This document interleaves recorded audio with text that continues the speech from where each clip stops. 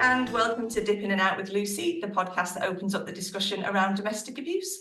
I'm very fortunate this lovely morning to be sitting down with Mark Woodland, and as is probably best, I'm going to hand over to Mark to explain a bit more about what he does, and and we'll kick off from there. Good morning, Mark.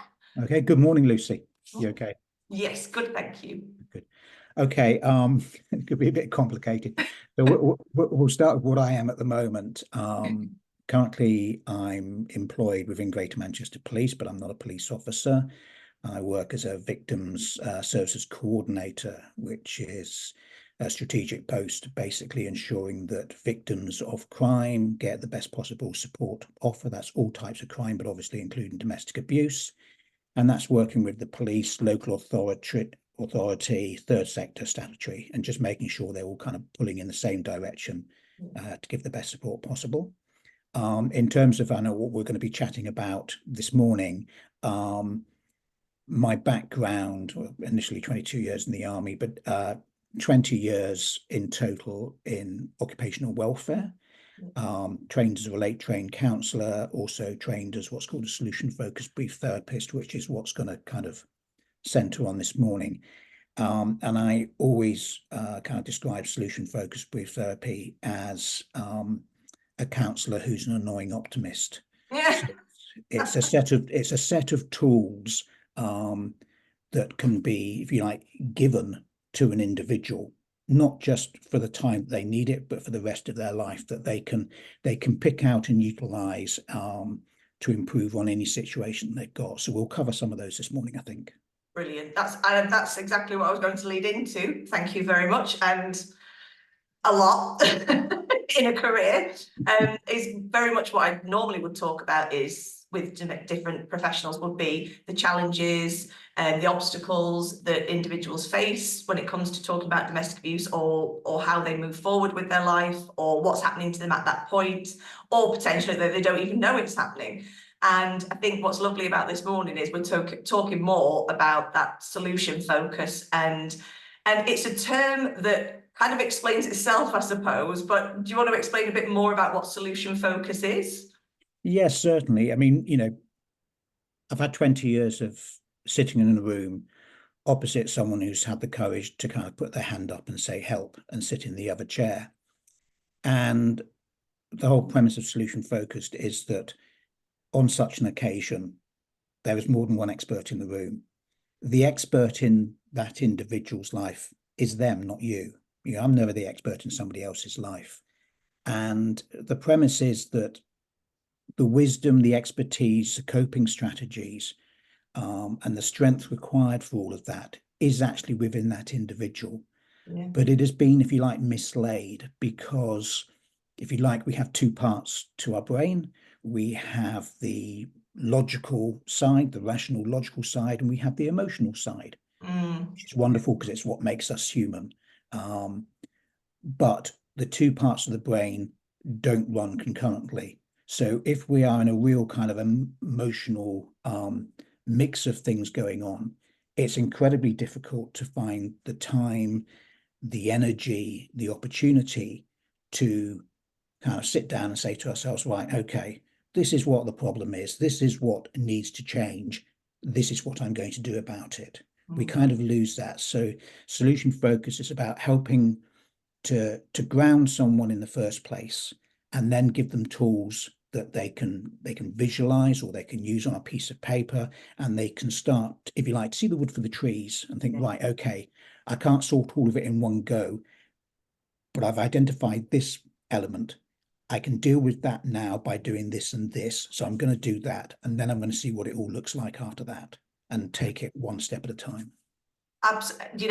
What's brilliant about that as well is because that just in a nutshell sums up the experience for the majority of victims and survivors of domestic abuse, isn't it? There's so many layers, there's so many factors. And I think sometimes as society, it's hard for people to understand, it's not just a case of, well, you're no longer in that situation anymore, move on. There's a lot of things that then, and especially why I talk so much about post-separation abuse, is it's all the things that go with that person. They don't just leave it at the doorstep.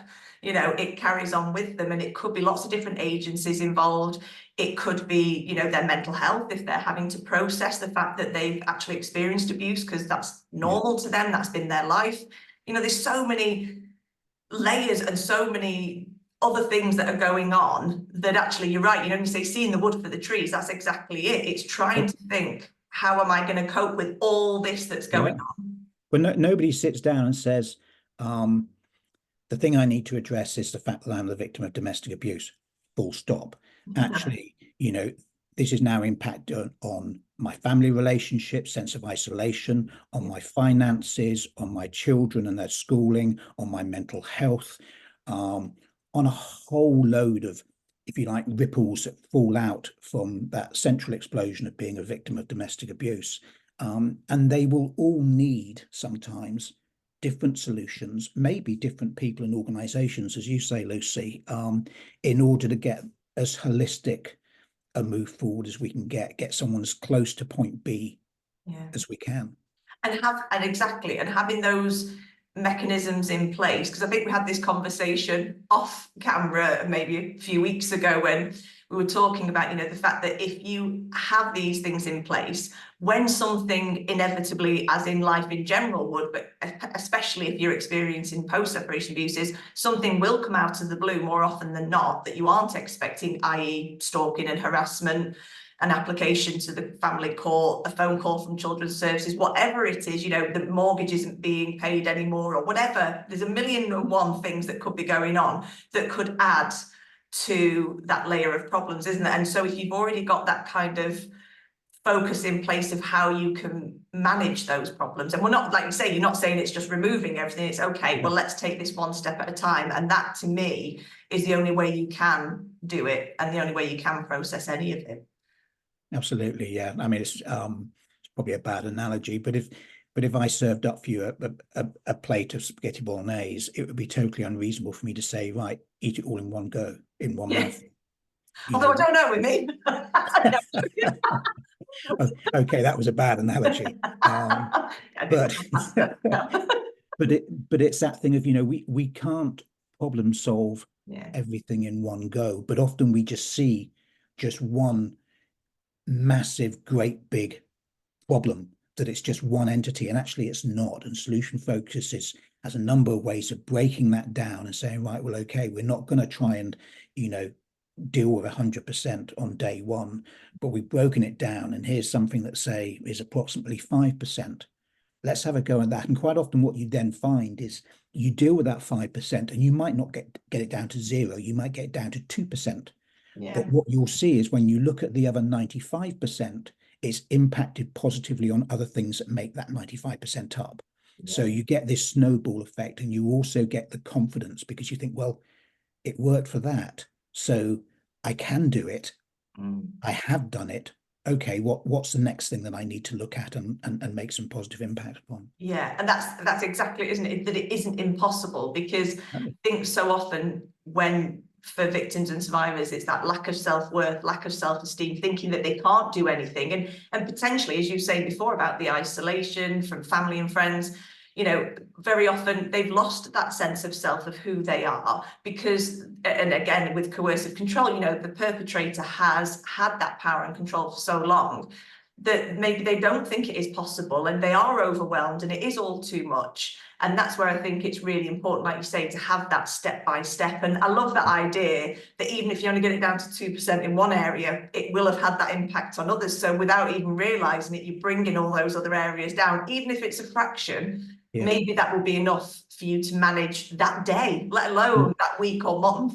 Yeah, and you hit the nail on the head, because this is so much also tied in with self-esteem, which takes such a knocking within an abusive relationship over a prolonged period of time, you know, and we build up this kind of psychology of learned helplessness. And when we start doing things for ourselves, we start to rebuild slowly, step by step, but we start to rebuild that self-esteem in a way that we can't actually deny, because we are doing things that are specifically for us as an individual. And that is self-valuing, that is self-esteem building, and that is us telling ourselves, proving to ourselves, I am worth the effort. Yeah. You know, I might not have felt I have been for however long, but actually I am, and I'm going to start turning this around and doing things that are for me, because actually, if I do things for me, I'm also doing those things for my children and the people that I love around me, because you can't pour from an empty glass. You know, you can only give to your children, you can only give to other important people in your life if something's going into your kind of emotional bank account in order to be able to pay out for others. Yeah, absolutely. And you know, I wish I'd have organised this episode um, for Mental Health Awareness Week. Now, it is Mental Health Awareness Week now. When this comes out, it won't be. But it's a brilliant kind of, for me, this makes so much sense in terms of talking about it now. And one thing, again, we don't talk about is that self-care. You're right. You know, if a father, mother is trying to balance, as I always call it, 50,000 plates, you know, because that's how it feels for them. They're trying to balance so many things, be a good parent, maybe try and overcompensate for the parent that isn't, you know, as involved, which potentially maybe the perpetrator parent, whatever's going on, there's so much that they can feel that there isn't an answer. But if they have these kind of things in place, that is just going to make all the difference. But at the same time as having all those things in place, they also need to be able to say, actually, I need to go and stand back now and go and have a bath, go for a walk for 10 minutes, take time out. You know, it's those things, isn't it, that like you just said, you can't pour from an empty glass if you don't have that self-care. And again, it's trying to explain, isn't it, to those who've experienced abuse, you're not being selfish. No, You're not being selfish. if I had a quid for every time I've said to a client, this isn't selfish, it's self-care, Yes. and really start to think about the difference between the two, Yeah. you know. And also, you know, if you have children, you are educating your children all the time. Yeah. So if you are, let's say, a single mum because you're the victim of domestic abuse and you've managed to escape that relationship, and let's say you have young daughters, but actually the message is also very strong for young sons, Yeah. then if you show your young daughters that mum takes time out for herself, she treats herself to things. It might be a hot bath with scented candles, and right, Exactly. I'm offline for half an hour, or whatever.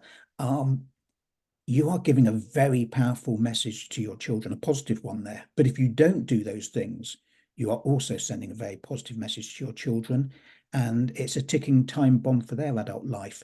Because actually, if the message they're receiving as a young child is, you know, as a wannabe mum, you know, as a little girl, I want to be like mum, Yeah. Yeah. I'm not worth the time, then what does that do to the risk factor in terms of going into relationships and finding yourself to be a victim of domestic abuse as well? Because the boundaries haven't been set, because you weren't able early on to see the red flags and say, whoa, just a minute, Yeah. that is not acceptable. Yeah. That needs to change. And if that can't change, then I will be walking away. Yeah. So they're incredibly important messages that we give to our children as well. Absolutely. And I think sometimes, again, what I would love to see more is that understanding from parents that there is help out there, there is support. One of the many, many reasons I have the resources page I have, and it's constantly growing, is to prove that point that, you know, it's not just the odd charity here, they're everywhere. There is support everywhere, and not just for the parents, for the children as well. You know, there are children and young people, workers who are out there doing amazing work, helping those children have those boundaries. Because again, you know, we often think of the parents being the victims or survivors of abuse, but the children, there's just no way they can't be impacted if they've lived in that environment, you know. And with the new DA Act, you know, that is now Yeah, being put into legislation that children are victims of domestic abuse within their own right. absolutely. And It's that's not getting where worse. they need, and sometimes I think with parents, when they are trying to spin all those plates, when they are trying to deal with so many challenges, to then try and kind of counsel your child when you don't even really understand it yourself, because you're still trying to process it potentially through your own counselling, group support, whatever you're, you know, whatever you're doing. But if you have that balance of, say, have your child have that external support, that external intervention, the child can then see things. Sometimes children listen better to a complete stranger, a teacher, whoever, than they do their own. But you can ask your child to pick their shoes up or socks up 50,000 times and they don't listen. But if a teacher said it, they do it straight away. So But also with young children who have recently effectively lost one parent because there's been a marital split, post-domestic abuse, yeah, they are going to feel very naturally clingy and more insecure about, well, what about my remaining parent? yeah, Is the same kind of thing going to happen again? yeah, And when it comes to having those honest conversations with the parent with care, they might well feel protective towards that parent, not want to ask questions or say things that they think might actually heighten their own risk and insecurity. So that's where a professional third party really does come in, because it's someone safe who can sit down, who has an understanding, who can acknowledge all that needs to be acknowledged, but isn't going to, provide that risk of, well, I don't want to say that to mummy or to daddy, because if I do and yeah, I upset them, then that rocks my world as well. So yeah. I'll just keep quiet. And then they And carry I've that with always, them. Yeah. yeah, and I've always kind of said, around my kind of late work, which is mostly kind of in the army, is upon marital split, always be very, very mindful of the child who's not talking, the child who's Yes. not crying, the child who is just keeping it all inside, Mm. because it's not a healthy thing for any of us to do. We need to find safe ways to cathart. And as a parent, we need to try and find a way that our children can safely Yeah. communicate out their hurt, their anger, their fears, in a way that they don't feel, I wish I hadn't. Absolutely. Oh God, yes. And to not, and I think again it's similar for the parents, is for the child is not feel ashamed. We need to step away from this idea, as we have done quite successfully with mental health in recent years, is to say it's okay to not be okay. We hear that all the time, don't we? Yes. Well, it's also okay not to be okay when you've experienced abuse, because of course there is that link between your mental health, because how could it not impact on you psychologically, especially if one of the main components of the abuse you've experienced is psychological abuse. We often think of the physical, but the psychological is the things that leave the scars there that you are constantly having to manage and process, potentially for the rest of your life. Yeah. And not to be ashamed of that, and for children not to feel ashamed that, oh, well, my friend's parents are still together. Is it my fault? Did I do something wrong? Was I naughty? Is that why they argued? Is that why things happened the way they did? And again, to stop all that internalization, it is important that children have that outlet. And I think if parents know that you can pick up the phone, you can go online, you can find those places where there is support and that compassion and understanding, and that could give your child the potential of a life where they do have boundaries and say, no, that's not acceptable to me. Sorry, no. As opposed to saying, well, I don't want to say anything because, if I say something, this is my childhood all over again, And I was going to lead into, when you were saying before about trying to pour from an empty glass, I think that leads in nicely to a brilliant analogy, which I'm going to let you explain, because I love it. I've adopted Okay. it as well, by the way. Yeah, I mean, I did give you that feed, but you missed it. Never mind. I know, but you know what we're like? We go off. It's like those train tracks. We just go off at Oh, tangents. we are terrible. Yeah, we're Ronnie bad. Corbett. So yeah, this is, I mean, usually with a client, this is something I get a piece of A4 paper and I draw it. This is the first time I've kind of described it, so I'm hoping it works. It Um, will. so I want your listeners to imagine a glass, like a pint glass, not a fancy one with one of those umbrellas in, um, but like a straight pint glass. And we all have a glass. And in that glass go all the different things that um, that we might be worried about, that might be a stressor in some way, that is a demand on our life, that takes our energy and our time. And some of the things in that glass take up very little space. Some take up a lot of space. Some are in there for a day or two, short-term practical task, got to get it done, got to get the car serviced, you get it serviced, it's out of your glass. Other things might stay in your glass for the rest of your life. Something like a bereavement. Over a period of time, it might feel like it takes up less space in your glass as you adjust to the loss, but it's always going to be in there because it shapes how you make sense of the world, decisions that you make, so on and so forth. So all of those things stuck up in your glass. Also on your glass and it can be higher up or it can be lower down. We'll put it at about the halfway mark, is a line called the comfort line. And whilst we feel the level in our glass is below the comfort line, we feel comfortable. We can deal with the things that are in our glass. We kind of know that they're there. And if something else slips into the glass today, we will respond to it in a sensible, adult, rational, socially acceptable sort of way. Life being life, sometimes it feels like the level in our glass is above the comfort line, and we start to feel uncomfortable. We might feel a bit agitated about one or two things. We might find that when we're trying to get to sleep at night, we have invasive thoughts about one of the things or more than one of the things that's in our glass, and so on and so forth, that we're not always present in the moment. Our mind's gone off somewhere else to think about, well, how's this going to work out, or whatever. And we'll call this part of the glass above the comfort line the world of stress. Okay. Sometimes it feels like the level of our glass is at the top. And we know, I think we all know what that feels like. That's the point where the next little thing that comes along. So we're late for work, we get in the car, we turn the ignition, nothing, battery's flat.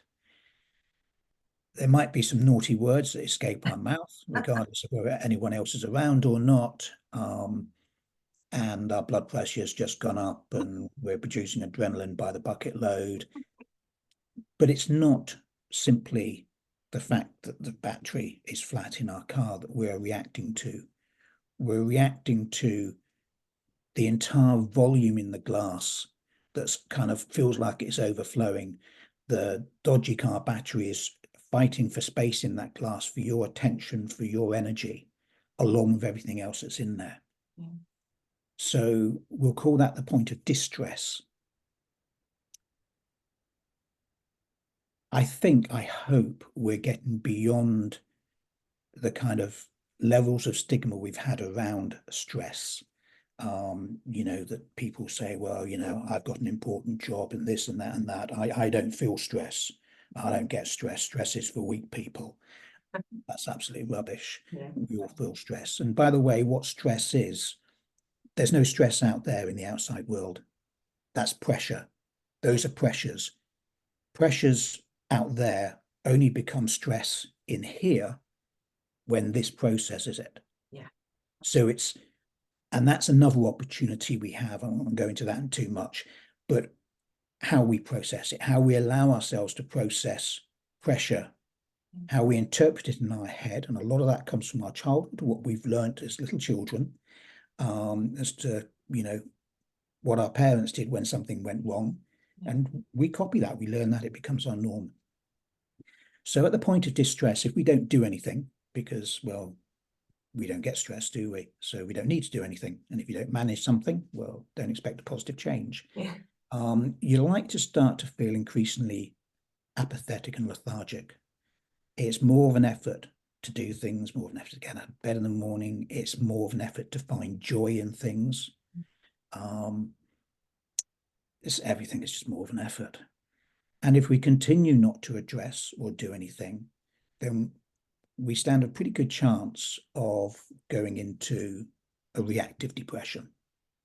And reactive depression is exactly the same as clinical depression, other than what's caused it in the first place. So reactive depression is all of those stressors that we have in our glass that we're not managing, that are not going away. And those stressors prompt the fight or flight or freeze, or fawn reaction. So our body then produces adrenaline, cortisol, other chemicals that ready our body to fight or run like the clappers. Trouble is, that's for when we lived in caves and there were dangerous animals out there. We haven't got any of that anymore, but we haven't evolved. We haven't had time to evolve as a species yet. So that adrenaline has nowhere to go. So it just runs around our body, day in, day out. And It affects things like our brain's ability to produce our main relaxed chemical, which is serotonin. And if we don't produce enough serotonin, we are depressed. That's clinical depression. Some people's brains don't produce enough serotonin. This is exactly the same, except we have caused that inability to produce enough serotonin because of the state of our glass. Yeah. So what I would do for clients, I would show that, and I would ask them, at the moment, where do you feel you are on the glass? And what's your travel of direction? And because most people who knocked on my door, all people aren't going to say, well, life actually is a fantastic place. Thanks very much. Bye. Yeah. It's going to be pretty high up. And very often it feels like it's full. So I asked people to get a piece of A4 paper and put a line down the middle from top to bottom. And on the left-hand side, visualize your glass and think about all the different things that are in there that contribute towards it feeling so full, and give each one of those items a name between 1 and 3 words, no more. But don't put something like work, because that's too bland. Break it down. Work, you can put work, line manager, work, shift pattern, work, pay. So break it down a little bit. You don't have to do it in any particular order, the order that just comes into your head, and just write them down, write them down, write them down, until you get to the point where you're sucking the end of your pen. Then you're done. You're done. Then go across to the second column, and looking at the things you've listed, give them a size between 1 and 10. 1 is a minor issue, but it came into my head whilst I was doing the list, so I put it down. 10 is something when I go to bed and I'm trying to sleep, I can't because I'm thinking of this. When I wake up in the morning, the first thing I'm thinking of is this. When I take the kids down to feed the ducks on a Sunday afternoon, my body is there, but my mind is here. So that would be a 10. And you can have halves. Once you've done that, add up the total of all those numbers in the right-hand column. If your glass feels full, that is the capacity of your glass. So let's say it's 100. People often say, I can't see the wood for the trees. I don't know what to do. I don't know where to start. It's just kind of all encompassing. It's just all. Now we start to work on the left-hand column. And it's not about going for the biggest thing first. In fact, I used to kind of steer people away from doing the biggest things first, because what you want really from a practitioner point of view is some early success to build momentum and confidence. Build and build. So when you look at those things, some of them might require you to communicate with another person. Some of them might require you to say to somebody, when you do this or say that or don't do this, it has an impact on me. So are you able to change your behavior to change the impact upon me? Some of the things in our glass don't belong to us. That's a very good point. We've let them be poured into our glass. A lot of us are rescuers. I am. People who go into caring professions tend to be rescuers. They're not very good at looking after themselves. They're motivated to look after everybody else. So we have to think about the ownership of those things as well, whether we can give them back. Sometimes it might just be an adjustment in our own mind that actually, no, that's not in my glass. I'm not having that in my glass. So I'm discounting that, and I'm going to get a red pen and I'm just going to put a line through those words on the piece of paper, and it's gone. It's not mine. It's not always about getting those things from, let's say, a 7.5 down to a 0. You might only get that 7.5 down to a 4, but that's 3.5% of your glass recovered. Okay, and it's closer to getting towards the comfort line. And what you might find is when you've got that 7.5 down to 4, and you look at the other things, some of them might have adjusted their size as well, because it's all about perception. Yeah. And usually they come down. You think, well, I've dealt significantly with that, and now I'm actually, that doesn't feel as big. Instead of being an 8, that feels more like a 6. And we haven't even looked at it yet, but already it's gone down by 2. So you get this snowball effect of bringing things down. So look for some smaller, easier wins first of all. Right, I need to have a discussion with this person. Right, I need to write a letter to the bank or phone the bank. And it can require some brave things, yeah, to do at a time when you might not feel so brave and you might not feel so empowered. Yeah. But the best way to feel brave and feel empowered is to do brave things and empower yourself, because then you are proving to yourself, well, actually, I hadn't lost those things. I hadn't lost the ability to do it. I'd lost touch with it. Yeah. Maybe because for years someone had been telling me, you're no good at doing any of this. These bits. Yeah. You're Yeah. not strong enough to do this, to cope by yourself, and so on and so forth. Mm. Well, ultimately, someone sitting in a chair opposite, such as me, I cannot give anybody self-esteem. I cannot empty anybody's glass. All I can do is help someone to see and tap into the abilities they've always had Yeah. to do that themselves, to have a model by which to do that. So God, that's my stress glass, and I've used that. I've used that for 20 odd years. I love it. I have, when you told me about it, I thought that's it right there, and works on so many levels for so many areas of life, but obviously in particular around domestic abuse, it is that solution to reducing that level of stress, the level of things that are going into glass. And I love that idea around there are things in your glass that aren't yours. Yeah.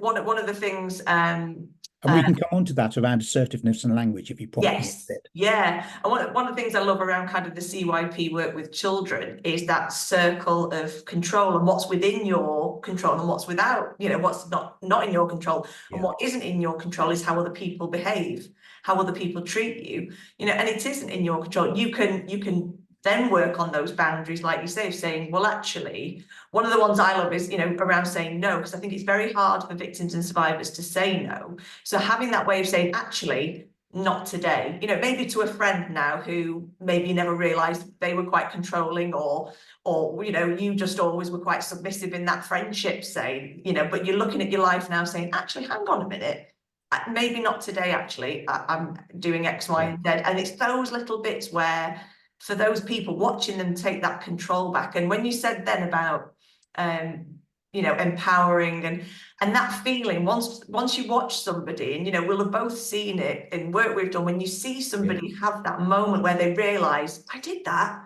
I Yeah. picked up that phone and made that, whatever it was that they did, that just, and it could be the smallest little thing, like, well, actually, I didn't have a cigarette this morning because that's one of my Which is which is why it's so important that as the person who is supporting, you don't run around doing everything for that individual, because if you do, they don't get that feeling of, I have achieved this. They get the feeling of, you have achieved it for me. Yeah. So there's no legacy for future life in terms of, I know I can do this because 5 years ago I did something a whole load bigger, and I did that. Someone pointed me in the right direction, but I took the steps to get there. And if I did it, if I could do it then, I can do it now. And actually, I remember some of the tools, I remember some of the things I used to get me there. That's I it. just That's want to exactly. pick you up on one thing you said, actually, Lucy, and it's not to disagree with it. We're allowed to disagree. Do you know what? That's one thing No, we're you've learned not. as well over many, many years, isn't it? Is you don't take offense. You just, I'm all good. I'm very zen these days. Go on. You said that we can't change other people's behavior. Mm. And you're right, we can't change it per se, but we can certainly influence it. And we can also sometimes be very effective in stopping the behavior we don't like. So Mm. there's something called transactional analysis, and within that, there is PAC, parent, adult, child. I won't go into all this now because it'll take the rest of the podcast. But I'm going to recommend a book, if that's okay. Absolutely. Okay, I'm not getting commissioned Yeah, for you're not this. getting anything from this. and I have read it myself. So it's called Counselling for Toads. I remember you telling me about this, yeah. And it's by a chap called Robert de Board, Board, and it's based on The Wind and the Willows. So it has all the characters in The Wind and the Willows. So Toad, uh, Ratty, Badger, Yeah. Heron, the whole lot. And Toad goes to counselling, Heron's a counsellor, and all the other characters are friends with different dynamics, if you like, in Toad's Right. life. And it's based on a book which I wouldn't recommend people buying, by a guy called Eric Byrne, called The Games People Play. And we all play games. And some of them are very harmless and fine, and some of them actually are abusive, controlling, and are not fine. And a lot of those are present within controlling and coercive relationships. And someone who controls within a relationship, abuses within a relationship, is a bully. Okay? They're a bully. And bullies don't have the confidence to sustain communication and relationship dynamics as adult to adult. So they either slip down to their child ego state or up to their parental ego state and put pressure on the other person to shift as well. Yeah. So this book is all about, it's told as a story, it's not that long, but you will read it and you'll bump into bits and you'll think, blimey, that's happening in my life, or that has happened in my life. Now I understand what's going on. But it also kind of gives you things that you can do. So, if you have a bully, let's change it a little bit. A bully needs reaction. Yeah. They don't care if you get angry towards them because you've gone up to parent, or you become small, apologetic, tearful, you've gone down to child ego state. They're getting a reaction. Now, if, let's say, name a northern comedian. Oh, it's got to be Peter Kay. Okay, Peter Kay. Let's say that the Co-op Arena has finally been opened and he's going to do his live gigs there. Who knows? It might happen. God, yeah. Imagine he gets on stage and there's 20,000 plus people who've all paid a good amount of money to sit there and be entertained. And he comes onto the stage, it's a massive, great big spotlight on him. It's him and 20 plus thousand people. What a buzz. What a buzz that must be for him. And he tells his first half dozen jokes. Nobody laughs. I can't believe that. I know what you mean. No, I know. Maybe not Peter Kay. And actually, a few people get up and they leave the arena. What do you think is going to be going through Peter Kay's mind? What's he going to be wanting to do? Yeah, absolutely. He's just going to think, I want to, no, just no. What keeps Peter Kay on that stage is the fuel that the audience is giving him. And when we are in an abusive relationship, and that can be a work relationship as well, it doesn't have to be a domestic relationship. Some of the time, not always, but some of the time, the behavior that we don't like, that is being pointed at us, we are unwittingly feeding it. We are encouraging the person to continue doing it because we're giving them their reward. We don't understand that that is their reward. And we don't stop giving it to them, so they keep on doing it. If we take that fuel away, eventually, what's the point? What's the point in them continuing like this because they're getting nothing from it, and they'll probably go and find somebody else, which isn't our problem. No. Okay. No, and do you know, I completely agree with you, because I was just thinking then about, in terms of adults, I think for me, I suppose I'd like to see more education for children, because I think for children it is harder for them to deal with the changing behaviour of the parent, because the parent will just say, well, I'm the parent, you're the child, deal with it. Yeah. So educating children in their own boundaries as well, in terms of how they can deal with it, because of course for them it will be harder for them to even imagine that they could change the parent's behaviour. But for adults, once you realise that, like you say, once you take that reaction away, once you take that away from the perpetrator. And somebody once said to me something, and I loved it, they said about to somebody else about not giving it oxygen. And I just thought, I love that. You know, if the more oxygen you give it, the more time and attention you give that to the perpetrator, the more that you are feeding that and giving them precisely what they want. Yeah. And as much as, and I have said this so many times when I've worked in group facilitation or I've worked one-to-one, and you're talking to people and they'll say, yeah, but it's not fair, you know, but they're doing this, and no one's saying it's fair. No one is saying that their behavior is fair and what they're doing is fair. But that first time you don't react, that first time you do stand back from the situation, I've often said, type out whatever you want in a text, type out whatever you want in an email, but don't send it. You know, if that's what you need to do to get that out of your system, absolutely, because it is very often it isn't fair behavior, and it's very unjust. But at the same time, once you see that, then they see they're not getting the reaction, they'll try and up it again, and then you don't react to that, and then you don't react to that. And I think it's really important just to acknowledge that whilst there might be things you can do that impact positively on someone else's behavior, that other person's behavior is never your responsibility. Yes, it absolutely. is their responsibility. They are responsible for their behavior. You are merely trying to utilize tools, if you like, in a self-care way, in a self-protection sort of way, in a way of saying, hey, matey, you need to back off. You need without to saying it, I'm making it clear that that's not going to happen. Without getting into an open conflict situation, obviously, which might increase risk. I'm keen. I've got a little note here with bits I'm really keen to kind of yes, cover, go. We've discussed beforehand. So I'd quite like to get on to kind of use of language and assertiveness. Yes. Okay, because I think they're incredibly empowering areas. Yeah. So language, I love language. Language it's incredibly powerful. One of the things I learned very early on in my army career, and in the army, the courses you go on as you get promoted up the ranks are excellent, and management within the army is really, really good. And language is a key part of that. So one of the most simple things around language is when we're talking to people where there might be some challenging, where there might be some difficult or adverse reactions, is to minimize I and you in the conversation. Because every time potentially you say you to somebody, it's like pointing your finger, you. Yeah. And when you say I, it's like bigging yourself up and saying I feel this, I feel that, yeah. So, you know, we and us, you know, we need to find a way forward here. We need to find a way for this dynamic to change, because it's not good for either of us.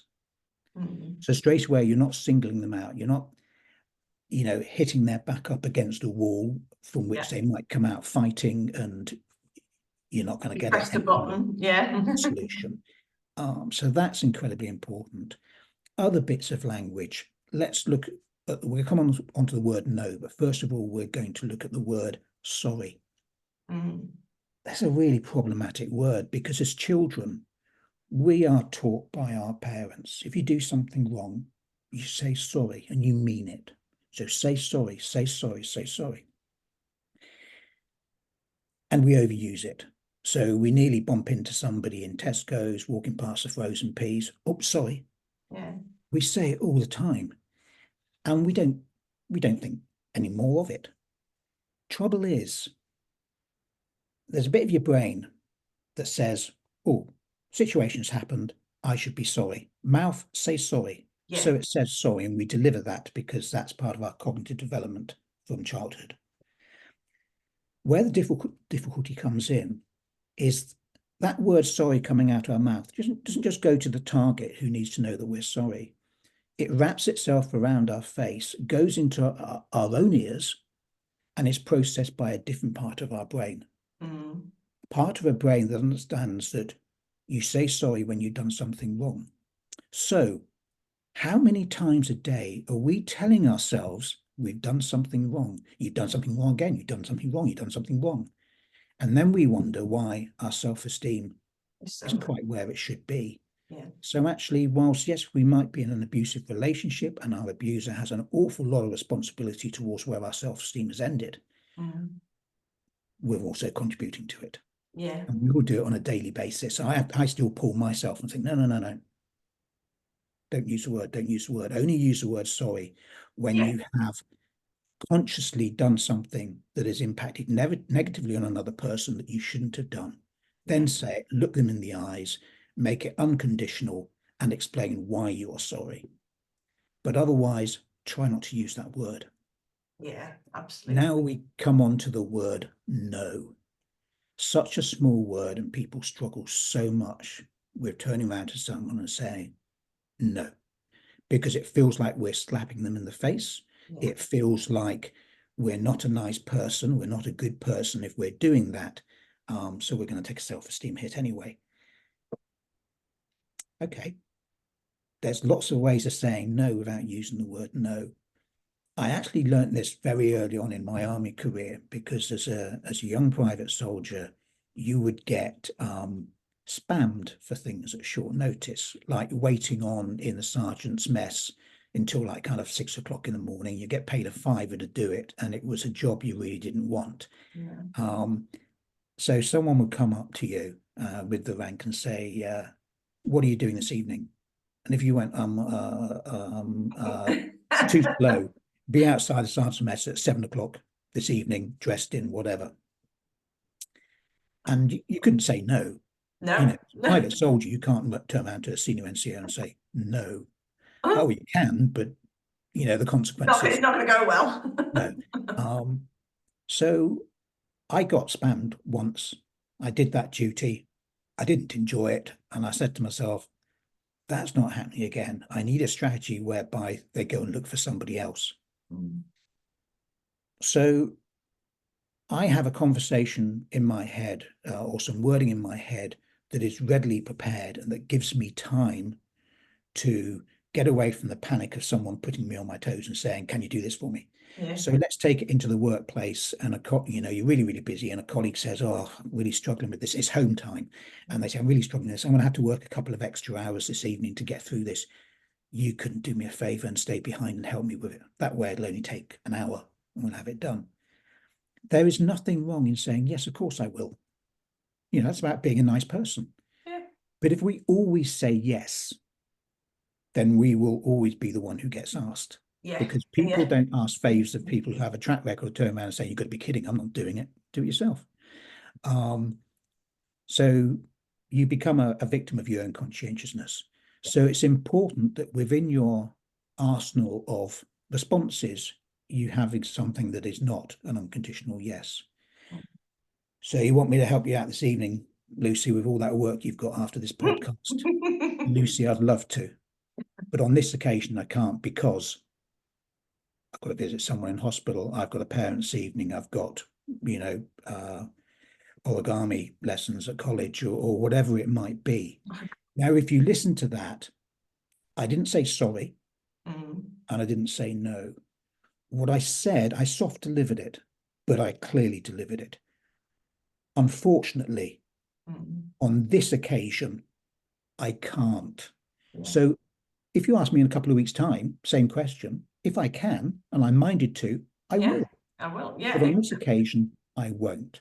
Yeah. Now, some people say don't justify. Just say, "Sorry, Sorry, on I this occasion, I can't. Yeah. can't." Yeah. I think you have to decide what your relationship with the individual who's asking is, and Yeah. what To be feels able to, comfortable and what yeah. you think is necessary. I prefer to give an explanation. It's not an excuse. It might not necessarily be 100% true and honest, but I'm safeguarding myself. It Self-care. might be it's because I've got a romantic tea planned for this evening. Now, I don't want to say to the individual, because I've got a romantic tea planned for this evening. Yeah. So I'll just say I've got a parents' evening, or I've got, another engagement. So it's respecting yourself. It's also respecting the other person. Yeah. And it's not just simply giving a no to them. Yeah. So it's important to safeguard and to be able to kind of set these boundaries Definitely. retrospectively when something is put on our toes. Mm. Assertiveness is, it's a funny word, assertiveness. I was once asked by a department within GMP, Greater Manchester Police, to provide some assertiveness training. And it was for individuals who answer the phone. You know, when something horrendous has happened and on the news, they say, here's a free phone number if you want to Yes. find out if your loved ones have been involved in it. Yeah. It's the people who pick the phone up. And they have very tight instructions. There's very little actually that they are allowed to say. Yeah. Okay. The list of what they're not allowed to say is much longer. And that means it's a tough gig because people are emotional, they're worried, they're angry. They phone someone up and that person saying, I can't tell you that. Or I don't know, or whatever, we don't know yet. And so I was asked to give them some assertiveness skills, some assertiveness kind of training. And so I kind of explained what that would entail. And the individual who was a trainer turned around to me and said, I can't have you giving an input where you're going to tell people to be kind of rude or loud or anything like that, or disrespectful to the caller. And I thought, no, you just don't understand what assertiveness is. Exactly, assertive. And, bottom line, assertiveness is not loud, it's not rude, it's not selfish. Yeah. It is simply putting your needs and wants, wants are important, your needs and wants equal to other people's. Yeah. So that you give yourself, as that example before with helping you late this evening, you give yourself a real viable option. You empower yourself to turn around and say, actually, on this occasion, I'm not going to be giving you what you've asked for. Yeah. And like you say, not a no in sight. You know? No, or a sorry.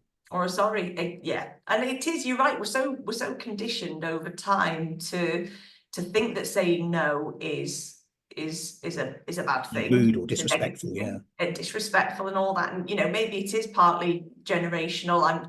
I'm not sure what generations are like these days, although I have to admit, I don't think my children would necessarily say no to me. Or it's a word I've always struggled with, saying no. Definitely. And what we're not saying here is that no is a bad word. I've said it's a difficult word to say.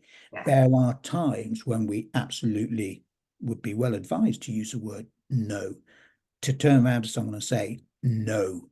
Yeah. That stops and that stops now. That is unacceptable. I'm not putting up with that. You change your behavior now, or there are consequences. Yeah. So there are times when no is absolutely the best word, but it's like any word. If you overuse it, it dilutes its meaning, it dilutes its currency. Yes. If absolutely. We are always saying no to people, then that's what they expect, and it doesn't really mean much, especially if there are no consequences afterwards. It's like parenting, and dealing with a bully is a bit like parenting. You have to be as good as your word. If you say to a child that if they continue to do something, there'll be consequences, and they continue to do it, there had better be consequences. You have to follow. That's, I think, one of the hardest things for a lot of parents is to follow through. I was just thinking my children would probably be more of a, in a minute, if it was, could you just pick that up? Instead, they wouldn't say no, they'd say in a minute, which I think is a typical response from most children and teenagers. But I think when you get to that point with your children where you can say, that's absolutely not a problem, but there'll be a phone ban this evening. That thing will be picked up in 5 seconds flat, and it's that discourse that you need, that conversation to be able to say, I'm not going to make this difficult. I'm just going to be a parent here. That's all I'm going to do is be a parent and say, that's absolutely fine, but this will be, and it is my children have this, they've grown up with cause and effect. And I'm not quite sure if that came from kind of university and like philosophy and everything else that I was fascinated in, but I'm very much, everything has an effect. If something happens, there will be consequences. Not necessarily always bad. There can be good consequences. You work hard at school, you work hard for a test. The consequences hopefully are that you'll get a good result. And I think that's maybe here's an additional treat to acknowledge the hard work you put in. Exactly. And that's where it can work both ways, can't it? And language to me, and it is so powerful, especially around domestic abuse and in particular that post-separation abuse, where because you have potentially been in that relationship for a very long time And not even just in a romantic relationship, it may be that you're now an adult and you've left a family home where one of your parents was the abuser, you know, and now saying no to a parent as an adult, knowing what you've experienced, is obviously going to be difficult. So having all these mechanisms and solutions in place to say, I don't need to say no, but what I can do is stop it before it goes any further. And just in terms, just to point actually in terms of post-separation abuse, which obviously can take the form of harassment, malicious communications, and stalking. Yeah. One of my roles is I audit body-worn video of police officers going to domestic abuse jobs. Yeah. And I see some fantastic practice, and I see some less than fantastic practice around that.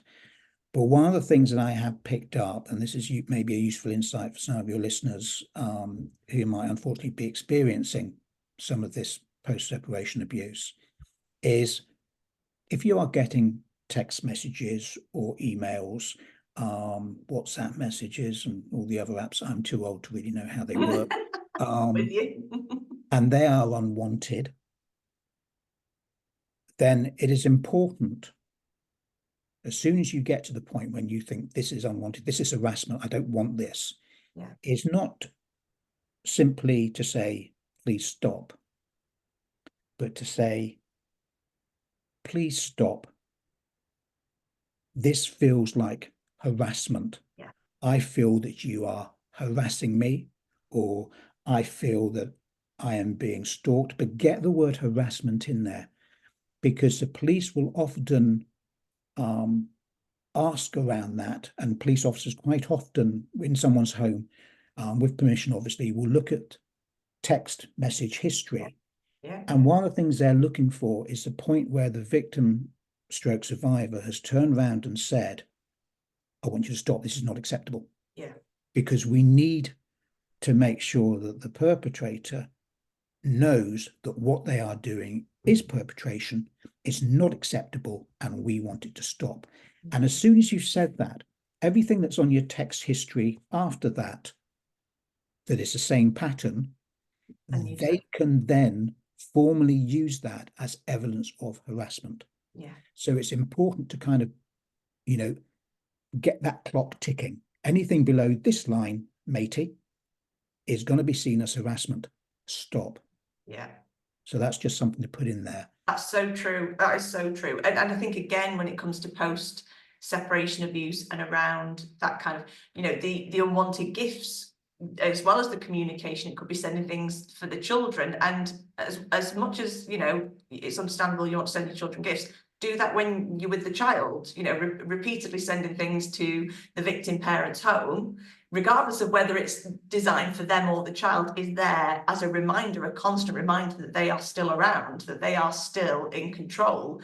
And again, like you say, it's getting that in there, getting that conversation in there. And, you know, sometimes I've actually got to the point with people where I've said, you know, block them on email. If the children are a bit older, and you're at the point now where they're not toddlers, they're not, you know, something where you have to have that constant communication about things.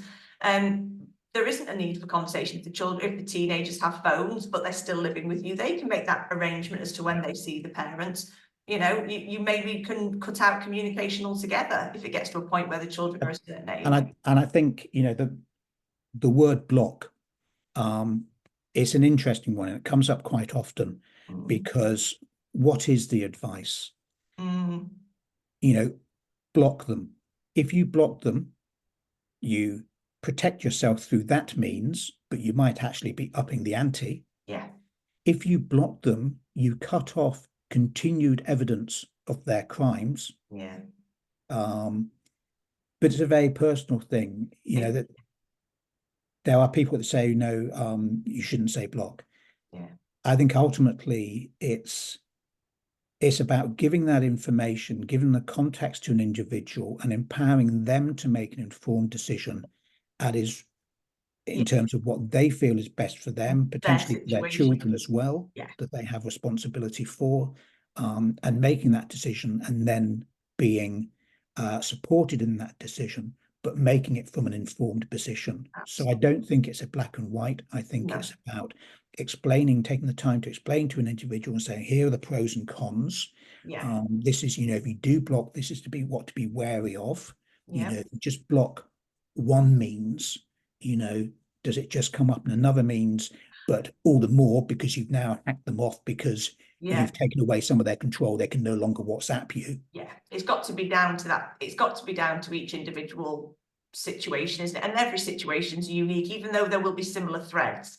Every situation is unique. And I think, I think the term block comes from, like you say, social media, isn't it? It's that block somebody on Facebook or, block a troll or whatever you call them. I don't even know when people are mean or whatever, I don't know. But this whole idea of blocking has sort of stemmed from that. But again, like you say, for some people it might work, depending on the situation. Sometimes it, like you say, can escalate things. You block them on what, it doesn't mean if you block somebody on social media that stops anything. They can use friends, they can use work colleagues. Oh, you just look this person up. Can you just have a look at this? There's many, many ways that they can still continue to stalk and harass by other means. So yeah, it may make you feel that you've cut that side off, but it doesn't mean that they're not able. I had a lady called Charlotte Hooper on a while ago from Cyber Helpline, and talking about the level now of, we used to think of stalking and harassment as an in-person crime, and now it's the technology behind it now, the trackers, the ways that stalking the children through the apps that they use, I'm not, children's games and there all was that. There was an instance in Manchester, where you talk about trackers, where a woman, post-separation, history of domestic abuse, controlling coercive relationship, wherever she went in her car, if she went shopping, if she went yoga, if she went to visit a friend, when she came out to her car, there was one of those Rizzler papers under the wing, under the wiper. Yeah. Her ex-partner smoked roll-up cigarettes. She knew exactly who had put that there, and that was his way of saying, I know where you are. Wherever you go, I know where you are. Wow. Because I there was a shouldn't be tracker on surprised, but wow. because there was a tracker on the car. So there are so many different ways. Technology is a wonderful thing, but it's also, when it works against you, is an absolute curse and is very difficult to extract yourself from. Yeah, and take that advice, and like you say, it is down to what works for one person won't necessarily work for another. You have to think of your situation and Absolutely. Yeah. And I think, I mentioned stalking. Stalking is something nationally the police were found to be underutilizing as a crime. They were using harassment and malicious communications, and those are lesser crimes with a smaller levy on them in terms of punishment. Stalking is much more serious. So let's just give that definition of what stalking is. And it has a eunomic, I can never say that word. Oh, mnemonic. Yes, I know what you mean. I only That's remember from school. FOUR. So the behavior towards you needs to be fixated. Yeah. It needs to be obsessive. So fixated, it just carries on and on and on. It's obsessive because if you block one way, they find another way to assert, coming to your place of work and so on and so forth. It needs to be the unwanted. Okay, but that's where it comes, where you put something in a text message and say, stop, I don't want this contact. It feels like harassment and I want you to stop. There you've proven it's unwanted. And the last one is repeated. So for stalking to be stalking, there has to be more than one occurrence. 2 occurrences is fine, but there has to be more than one. It can't be just one off once they come to your place of work and shout up at your window. That's harassment. If they're doing that multitude of times, stalking. And sometimes, there's no harm if you have that contact with the police. Use that language, because they'll have their body worn video on. So you're being recorded and they are being recorded. And if you are seen and heard as saying, this feels like stalking to me, I think this fits stalking, you've made it very difficult for them to not discount that. Yeah. because they're going to have to log that in some way. And they're going to have to rationalize why they have not crimed it as stalking, especially as they have now been told by the Home Office, you start with stalking and you see if you can't, if you have to discount it from stalking, then it goes down to something else. But you don't start with harassment and malicious communications. You start thinking stalking, and then you move away from that if it can't meet that criteria. So yeah, I want to kind of go back. Sorry, I wrote my list in a random order. So if it's okay with you, and I know it's your podcast, not mine. I want to give Mark's golden rule, and I also want to talk about one other area, very important area around self-esteem. So Mark's golden rule: your feelings are never wrong. Anybody who tells you your feelings are wrong, anybody who says, well, don't feel angry about that, don't feel annoyed about that, feel like this or feel like that. No. Yeah. Use of no. Your feelings are never wrong. Your feelings should not be what has to be forced to be changed. Yes. It's what is creating those feelings that needs to be modified. So if someone's behavior is making you feel scared, angry, frustrated, it's that person's behavior that needs to be looked at, reviewed, and challenged. Okay, your feelings are your feelings. They are never wrong, and don't let somebody tell you your feelings are wrong. Yeah. Okay, let's go on one of Mark's little visualizations again. So you're in the kitchen, you open the fridge door, you take out the carton of milk, and you drop it. It goes all over the kitchen floor. Yeah. And regardless of how full your glass might or might not be, there will be some internal expletives. Yeah. One or two.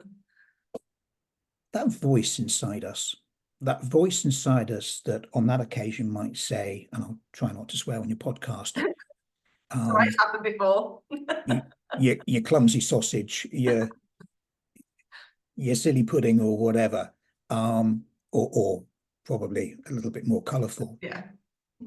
That internal voice, become more aware of it. When does it speak, and what language does it use? And for the majority of people, it speaks when we perceive that we've done something silly, wrong, stupid, clumsy, whatever. And the language it uses is critical. You clumsy idiot. What do you do that for? Yeah. Let's simplify things, and let's say that internal voice is your self-esteem. So again, we're feeding ourselves. The only time we talk to ourselves, it's to point out what we shouldn't have done, what we shouldn't have said. Become aware. You would set this as a piece of homework for people. And the first step is to become aware of it. Don't do anything to change it, but become aware of it. When does it happen? Where does it happen? Does it only happen at home, but it doesn't happen at work at all? Does it only happen when a certain person is around? And what is the kind of language that's using towards you? Once we then kind of discuss that and what that looks like, then we start to build in, starting to challenge it, changing that dialogue, that internal dialogue, okay? Because that critical person inside us, that's our self-esteem, we need to work to actually make that person our best friend. The person who pats us on the back and says, hey, well done, good job there. That's a nice thing to do. Well done. I have a thing in my life that I consciously, at least once a day, do something that is just unconditionally nice, that is a good thing to do. You shouldn't have to make an effort to do those things, and I'm not saying I do. But then connect with that and just say to yourself, that was a good thing to do, well done. Yeah. Okay, and that's all it needs to be. So, and people sometimes look at that and think, well, that's kind of makes me feel silly saying kind of things like that to myself. So it makes you feel silly. It seems like a silly thing to do to say, hey, Well done, Lucy. That's a really good job. That's a really nice thing to done. Well done. So that feels a bit silly. But turning around to yourself and saying, that was really clumsy, that was stupid, that isn't silly. Well, why is that not silly? Yeah. Because it's habit, because we've always done it. Yes. So Yeah. if we practice doing the silly but good stuff, it will replace it. It will become the normalized pattern that we have. And that internal voice will become our friend. It will become the one that pats us on the back and says, hey, come on, you can do it. That's what we need. That's what I think that's what we all need, is that, being able to say, actually, I am capable. We're always so critical of ourselves, aren't we? I think as human beings in general, but then add all the other things that happen throughout your life, all the challenges you face, then finding that kind of inner voice to say, no, I can do this. I can do this. It's such a simple thing to say, isn't it? But And we kind of go full circle because now we're back about, feeding self-esteem. yes. And we're back about actually what is inside us as individuals that Mm. we can utilize to improve our position, to improve our outlook, to improve our sense of optimism and hope for the future. And that optimism and hope comes from seeing what's inside us that can get us there, connecting with our own strength, our own coping strategies, our own problem solving skills, and saying, actually, no, I can, life at the moment is a little bit crappy, but I can best this. I can, I can move this to where I want to get it. And also, you don't have to do, you've alluded to this, Lucy, you don't have to do this on your own. Putting your hand up and asking for help is not a weakness. It is not a weakness. It's a strength. It takes courage, and it is a very important early step towards getting there. And anything that takes courage, you're proving to yourself that you're worth taking the courage for. Absolutely. So, and if you go and see someone and you think this is just isn't doing it for me, I just don't connect with them or whatever, you can disengage and look somewhere else. Yes. My experience, not everybody is the right person for everybody. There has to be that kind of connection, there has to be that quick kind of trust and respect that gets put in place where you think, I can sit down opposite this person, I feel safe. And whilst I might not disclose everything on day one, I'm definitely going to come back for a day two. You're right. Absolutely. I think finding the right connection with somebody when it is support, and I think as well, timing, I say this so often, timing is everything. And one of the main, in fact, the main reason I started the podcast, I started the website, was because I saw people who would come for support. It may not have been the right time for them, so they do a bit, then leave, then re-refer themselves, and then they're on the waiting list again. And I just saw this, and I thought, if you could break that pattern, if you like, and say, okay, you may not feel comfortable in those settings, but there is something here for you where you're getting that, it's almost like they're sitting with us and having that conversation. So it takes away that intimidation, it takes away that fear. You're finding things out that you would have found out through other channels, but you're doing it on your time when you want to. You're taking back control, and that for me was the biggest element of doing all of this, was to say, it's up to you. Take it back. And you empower. timing is critical. It has to be the right time for that individual. And I would often say when I saw a new client that the only thing I'm trying to achieve when I see a client the first time is to get to see them a second time. Absolutely. That's all I am trying to achieve. If they want to cathart for an hour, then in the next session, hopefully we start to unpack some of that. I might reflect some of that back and say, you mentioned this, can you expand on that? Can you tell me a little bit more about that so that I can understand? And then the work really begins. Yes. And even if someone comes to you the first time and then they say, I can't do this, I'm not going to come back, it is not wasted at all, because you can reinforce and say, you accept that, because support isn't something you can impose. That's called interference. Okay, support is something that somebody wants and they recognize that they want, and they accept the form that it takes. But you can say to that person, okay, I hear that and I accept that. I just want you to know, and give them really good eye contact. I just want you to know that this door is always open. Yeah.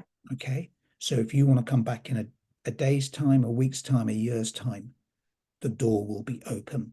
And that takes the pressure off, doesn't it? That takes that pressure off of saying, I've got to fix myself. I've got to do this. I've come this far. I've got to do it. All you have to do is put one step in front of the other and just try, try, isn't it? It's all about trying. And And very, it's respecting that person's own autonomy and wisdom. yeah. And it's not putting an additional something in their glass by saying, right, well, I need you to phone me back within the next 7 days to Now you confirm have to one do or the this. other. Why do you need that? Who's that Yeah. for? Yeah. Who's it meant to be for? So, yeah. Yeah, I absolutely, I do. I think timing is a massive element of it. And I think very often as well, you can find with people that they will say, I didn't even know it was abuse until they may have read a book. They may have done something 10 years down the line. We all have, I think, again, society has this idea that if you are going to look for support, it's second you leave, that's it. If you're fortunate enough to leave, I will always say, then you go in for support and that's that, done, dusted, wash your hands of it all. Yeah. No, it can take a long time for people to actually process the fact that what they were experiencing, again, Age UK, Carrie Bauer, that I did an episode with, that some people who've been married for 40, 50 years to then come out of a relationship like that and then have to admit to yourself somewhere down the line that actually this is what you've experienced. It can take a very long time. Some people may never realize that that's what they've experienced. And if you do, and if you do think that you're even slightly resonating with any of what we've been saying, then another thing I'll always say is there's absolutely no shame in picking that phone up and asking. Even if you're not sure, even if you think, well, they never actually, there was a great guest blog, a divorce coach called Karen Kipping wrote for the website, and she entitled it, "Is it abuse if my partner doesn't hit me?" Now, it seems like such a simple question, but it's a question that so many people will say, well, they didn't hit me, so it can't possibly be abuse. If you're unsure, ask. Especially when, historically referred to it as domestic violence, which Yes. paints the picture of physical. That's why I don't like domestic violence as a term. I prefer domestic abuse. I'm with you. I say domestic abuse. It more openly encompasses all the forms of abuse that there are, and that might well include physical violence, but it might be emotional violence, it might be financial violence, but too many people don't think of emotional, financial as violence, but they do see it as being abusive. Yeah. So again, language is very important around that. Absolutely. Yeah. I just think, this for me as an episode is something that I've really wanted to do, and to get those kind of points out there about the potential for, I always say, a life that you deserve, a life that's, and everybody deserves to be happy. As human beings, we all deserve to be happy. And whatever that looks like, whatever that form it comes in or shape or form it comes in, but to ask for help is absolutely no shame in it whatsoever. And also that help is not just around coping with what's on your plate at the moment. What is incredibly important post-separation is growth. Yeah. Because if I had £1 for every time, and I'm going to play with a bit of a swear word here, if I had £1 every time that usually a female client is sitting opposite me and they say, in terms of their relationship history, how come I always find all the bar stewards? And actually, the smug answer, in the vast majority of cases, is you don't. They find you. And they see in you a lack of boundaries, and so on and so forth. They see someone who they can control, manipulate, open insecurities that they can play on, and be seen as like the rescuer, the strong person, but actually they're the abuser. So it is incredibly important to grow, to understand what was going on and what can I do to minimize the risk of it happening in a future relationship. And that's where things like language and assertiveness and self-esteem, all those building blocks, are absolutely critical. And also often we come out of a relationship and we look for that comfort blanket or an alternative comfort blanket straight away. I've got to get back into a relationship. I need a relationship. No, Yeah. you've been told you need a relationship. Yeah. At, What you at need thi- is time and space. at this moment in time, the most important relationship you need is the one you have with yourself. Oh, yeah. And let's spend some time getting that in a healthy, good place, because then, one, you put yourself on a dating website, or you go down a local pub or wherever you meet people these days. You're much more likely to see red flags that otherwise you wouldn't have seen, Yeah. and think, just a minute, no, I've been there, I've had that. Yeah. No, thank No, you. it might be a red flag that I just walk away from. It might be a red flag where we sit down over a latte and I say, I've noticed when I say this, you react this way. Yeah. That causes me some concern, because Yeah. what are your thoughts on that? Yes. Yeah. Well, I don't know what you're talking about. It's Yeah. perfectly fine. Oh, Yeah. well, I'll just suck my latte and And I'll then be, thank you very much, but goodbye. Yeah, um, absolutely. you know, It's so much about, and again, I've written a blog a while ago about relationships, and there isn't that hopefully one day people will see that there isn't that pressure to jump into something else, and you do have the right to say, actually, I'm going to take my time. And again, if you have been in a marriage for a long time or in a cohabitation for a long time, finding yourself, if you like, we use these kind of cliche terms, but it's finding out who you are now, not who you were before you met the person. Very often people say, oh, I'm a different person than I was before. Well, we're all different people from who we were before we were, in a relationship, or when we were 17 to 46, in my case, nearly. And yes, of course, we evolve, we grow, we change, we pick things up along the way, we learn things, we make mistakes, we do all these things.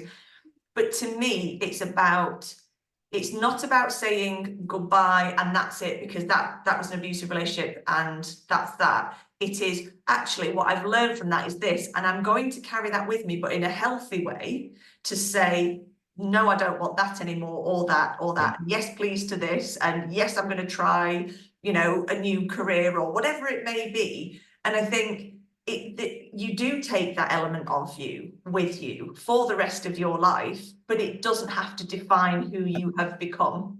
And I think within what you were saying there, Lucy, is something that I feel I've got to cover. And it might sound a little bit strange or even a little bit kind of offhand, but out of the most terrible things that happen in life come green shoots of possibility. And I'm going to give an example, and it's a domestic abuse example. So when I was in the army for my first 14 years, I was a medic. For the last 8 years, I was in army welfare. And I went to visit wife of a soldier. There'd been domestic abuse. She had also made attempts on her life, very controlling, coercive. He had also had an affair with the next door neighbor. So the first thing we did, we got him out of the house and he went into single accommodation. He wasn't allowed to come back to the house. So she had that physical safety, and she had a young daughter as well. And I would visit, and on one occasion, she made me a coffee. And she apologized and she said, I'm sorry, I hate this coffee. It's not nice coffee, but it's what he liked, and I wasn't allowed to buy any other make of coffee. So we chatted about all the things we were chatting about, getting her accommodated, daughter, and so on and so forth. And I came back to that and I said, are you okay if I kind of put a suggestion to you? The next time I come down, we don't have to, but give it some thought. Next time we come down, we'll go down to the local spa shop and do a little bit of shopping and maybe pick up some coffee. And we went in, she picked up one of those wire baskets, we went straight to the coffee, and she just stood there for what felt like an age. Yeah. And there was a real palpable emotion in this. And it's one of the only about 3 or 4 times where I've actually started to well up a bit. And eventually a hand went out like in slow motion, and she got a jar of coffee and she put it into a basket. There's a little bit of me that went, yes, because it was Dow Burst, and that's my favorite instance. Okay, I mean, I don't drink coffee, but I've heard of that. But that's just a happy coincidence. Yeah. And we went and paid for it, and then we had a coffee back at her home. That is a green shoot. That was, and I fed that back. You're now drinking something that a couple of weeks back you couldn't drink. Yeah. Okay. That is an opportunity you now have to start making, very scary, but to start making decisions for yourself and empowering what your life looks like. Yeah. And some of those decisions are very big and very scary. Yeah.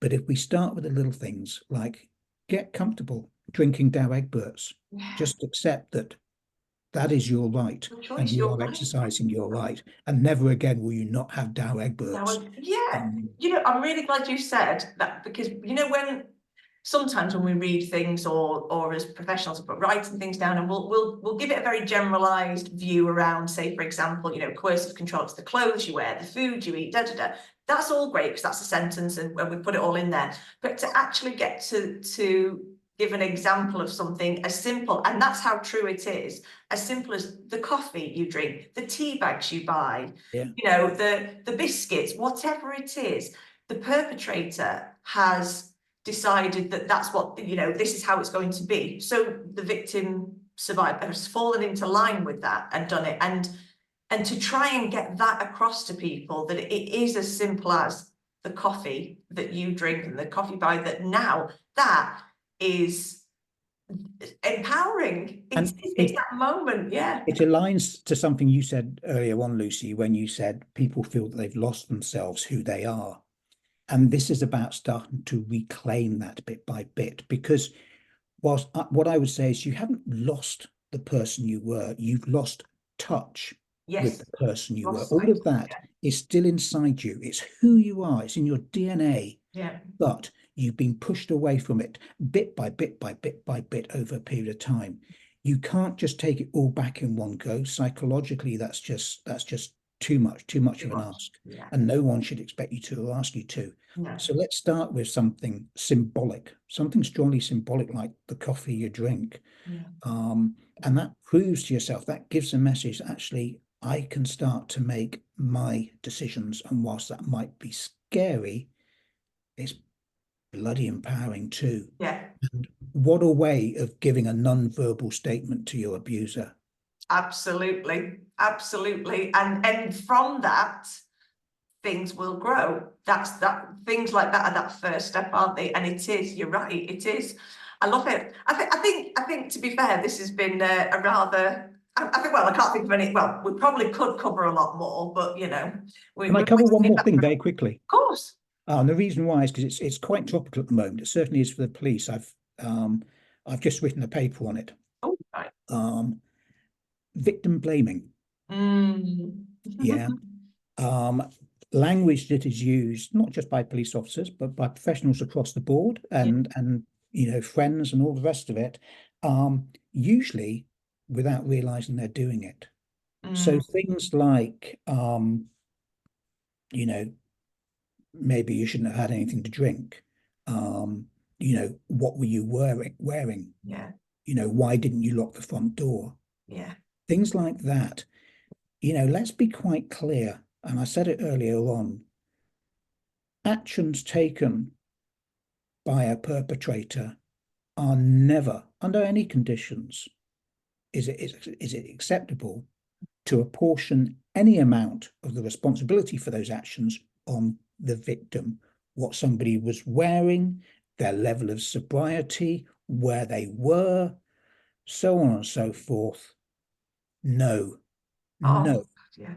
Yeah. And that is something that certainly within training that we are looking to do now with police officers is one of the things that's going to be pushed quite hard, because we see it on the body worn video. And often I don't think officers are aware that they are doing it or meaning to do it. So we need to help them to be aware, and we need to give them alternative dialogue that can be used. One of the questions I want to see used at domestic abuse incidents very early on in the visit is an officer turning around to the individual and saying, as a result of us being here today, what would you like to happen? Yes. Yeah, that's empowerment, because you don't support somebody by telling them what you're going to do for them. Yeah. That's not support.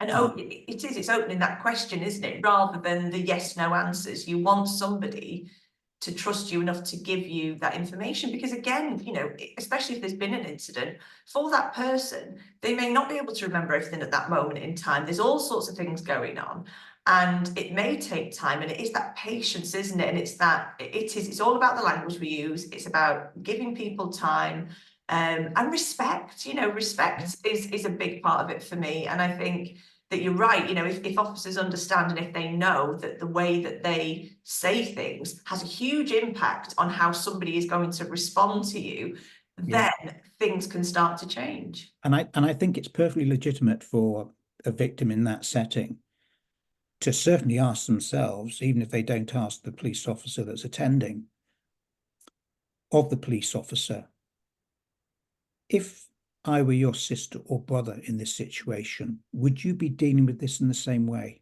Yeah. Because you should be. Yeah.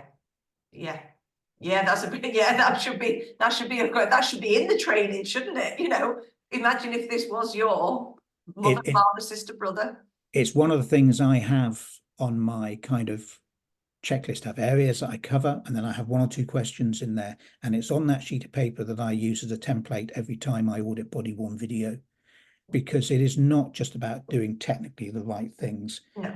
This is not just about output. This is about outcomes, and this is a very human interaction. This is a key interaction.